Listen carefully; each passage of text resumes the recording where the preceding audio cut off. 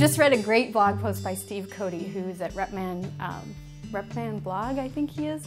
And what he talked about was they had a client a few years ago who came to them and said, I understand how PR works, I understand how marketing works, I don't want to hear your spiel, I just want you to spin and I want you to do it in the best way that you can and get me as much media as you can. And unfortunately, they were already in a contract with the client, and so they tried their very best to get the media and get those kinds of things. And every time they did, they got something for him. The New York Times, USA Today, Wall Street Journal, Good Morning America, I mean, big stuff.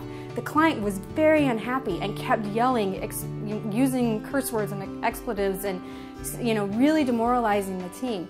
And what they ended up doing was firing that client and saying, actually, spin does suck and we don't like working with you.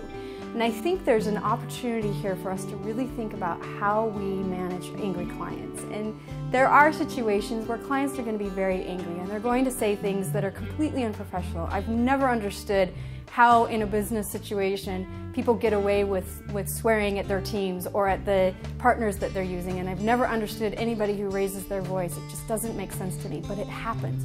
And when you are working with people like that, you have to remember a few things. They just want to be heard.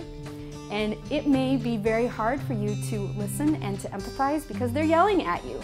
And it's really hard not to get defensive or take it personally, but do that. Apologize for the way that they're feeling and go back to them with some suggestions on what you're going to change. Now in Steve's case, that probably wasn't going to work because the client wasn't happy with all of the great results that they had gotten, but in most cases, listening, apologizing, and changing the way that you work with them typically works.